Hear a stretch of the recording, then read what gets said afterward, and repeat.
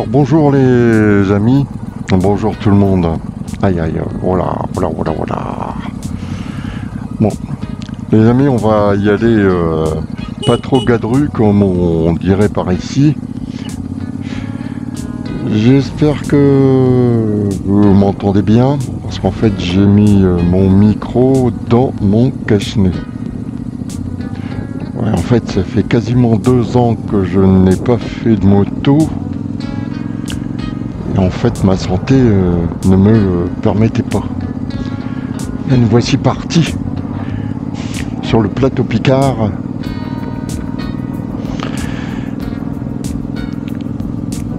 Et en fait, oui, c'est vrai que notre santé, c'est notre socle. Les rêves, les projets, la motivation et le moral, ils en prennent un sacré coup. Et puis ça nous prive aussi d'un peu de liberté. Le peu de liberté qu'on peut encore avoir aujourd'hui.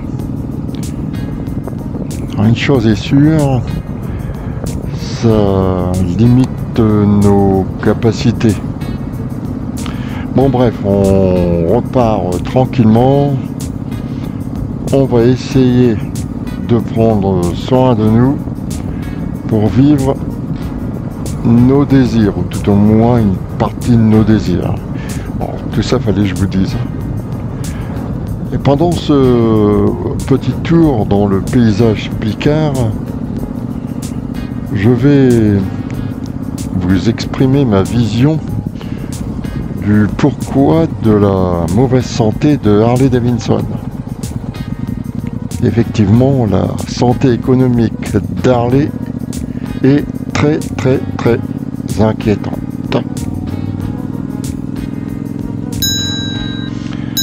M'inquiétant, oui, les ventes ont chuté de 50% en 10 ans. Et ça, c'est connu. Hein. Rien qu'en 2024, si mes souvenirs sont bons, l'Europe moins 11%, l'Asie moins 18%, l'Amérique latine moins 7% et l'Amérique du Nord moins 4%. Alors, ça fait très très très très mal. Alors, pourquoi une telle cata? En fait, il faut faire une analyse, ou tout au moins porter un regard sur la situation. Le pouvoir d'achat, il est toujours en baisse.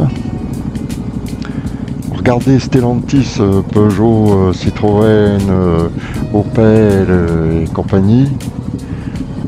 Ah, c'est exactement pareil. Hein, c'est exactement pareil. Ah. Attendez, je vais reprendre la petite route du village. Voilà, c'est parti. Alors le pouvoir d'achat est en baisse, bien sûr, les gens ont de moins en moins d'argent, de disponibilité. Alors donc pour s'acheter une moto, d'autant plus une Harley au prix où elles sont vendues. Il y a eu ensuite une hausse généralisée des prix qui impacte tous les budgets, effectivement. Quand vous regardez, vous faites vos courses, on peut estimer environ 20% d'augmentation sur le prix du caddie. Alors je sais pas, quand on écoute les informations, eux c'est toujours des très faibles augmentations, voire des diminutions.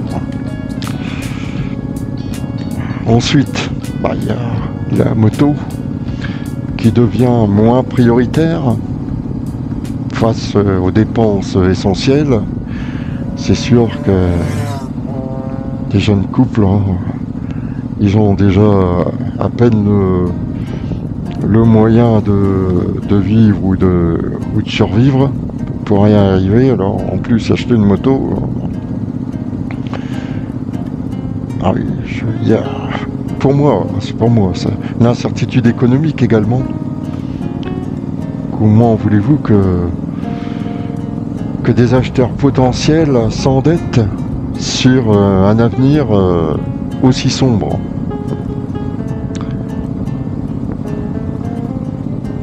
Il y a le vieillissement de la clientèle traditionnelle Harley, hein, renouvellement. Ça, Harley, je sais pas s'il y a avancé quoi, mais ce renouvellement est beaucoup plus lent que prévu. Et puis on a moins les grands passionnés de Harley, la grande évasion, les grands espaces. Moi je trouve qu'Harley a aussi des difficultés à attirer les jeunes. Pourquoi? Il y a le style, les tarifs, une image d'entretien et d'utilisation perçue comme beaucoup trop coûteuse, des motos peu pratiques en milieu urbain,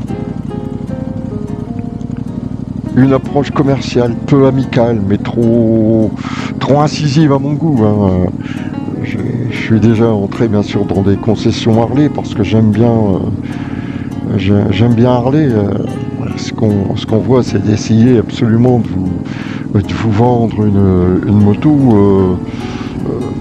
Puis on va vous trouver des arguments, si vous piochez un peu, qui n'ont aucun sens, qui ne sont pas... Ensuite, il y a un autre point aussi qui est important. C'est le marché de l'occasion qui offre une alternative moins coûteuse. Les pièces et les accessoires, donc ça, les prix continuent à monter, bon, ça coûte un bras quoi. Si tu veux personnaliser ton Harley, ça coûte un bras. Il y a autre chose aussi, je trouve, c'est un style qui ne correspond plus aux attentes actuelles des jeunes. Alors globalement, si on synthétise, les tarifs beaucoup trop élevés. Il y a le look. Harley bidouille toujours, mais il reste toujours dans le même axe. Il n'apporte vraiment pas de nouveauté. Le style qui n'est pas en adéquation avec les attentes. Aujourd'hui, les jeunes ne se voient plus harlétistes. Enfin, beaucoup moins de jeunes se voient harlétistes. Et puis, à mon sens, il y a un gros souci au niveau marketing. En fait, aujourd'hui, Harley ne sait plus vendre ses motos. Pourquoi? En fait, c'est assez simple. Parce que ils veulent vendre comme jadis. Tiens, t'es intéressé, qu'est-ce que tu veux comme moto, quelle couleur? Tiens, il y a ça, et puis voilà. Et puis c'était parti, parce qu'en fait, la concurrence n'était pas extrêmement dure. Aujourd'hui, la philosophie a totalement changé, puisque la vente est avant tout un échange. S'il n'y a pas un échange profond avec l'acheteur potentiel, ça c'est clair que l'acte de vente ne se fera pas. Alors en fait, Harley se trouve aujourd'hui dans la même situation économique que Triumph il y a quelques années. À trop vouloir se focaliser sur des niches, à force celles-ci sont pleines et on se retrouve sur la place commerciale sans modèle capable d'attirer d'éventuels acheteurs. Aujourd'hui, dans cette société, enfin dans notre société, où rien n'est stable, la polyvalence reste un atout. Yamaha, Suzuki, Honda, les motos chinoises, l'ont bien compris, ils l'ont très très bien compris, et on voit le résultat aujourd'hui. Alors une stratégie de relance, en fait c'est pas évident, hein. Un groupe comme Harley, il est clair que l'argent, ils auront toujours l'argent. Mais le fait est que les actionnaires veulent de la rentabilité. Alors, il serait bon quand même de développer avec un prix d'entrée plus abordable, de développer des nouveaux modèles, ou alors sur des modèles existants avec quelques modifications, sans pour autant bien sûr diminuer la qualité, hein.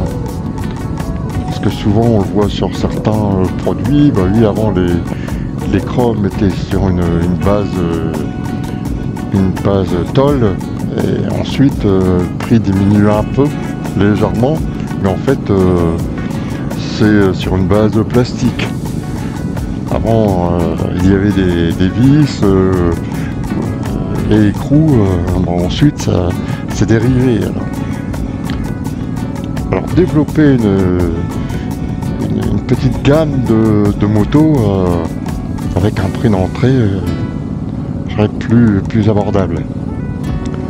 Il faut attirer absolument les jeunes avec plusieurs modèles dans le vent, des modèles polyvalents, ça c'est important. Harley, par exemple, un trail, en fait ils ont jamais su véritablement le vendre. Il est beaucoup trop gros en cylindre, il est beaucoup trop cher, et puis peut-être un manque d'originalité, des lignes d'accessoires, c'est pareil, plus facile à mon avis d'installation, parce que parfois vous achetez les accessoires pour les monter chez Harley, bien sûr. Il faudra avoir un doctorat en mécanique. Alors, et puis moins cher, parce que là chez Harley les accessoires c'est hors de prix, Et ce qui est important aussi, c'est que Harley doit raconter une autre histoire, en mettant en avant des valeurs comme la liberté, l'aventure, l'inclusion, au-delà du simple symbole de rébellion que l'on a aujourd'hui. Alors bien évidemment, il ne faut surtout pas oublier le passé, son passé, qui fut quand même très brillant.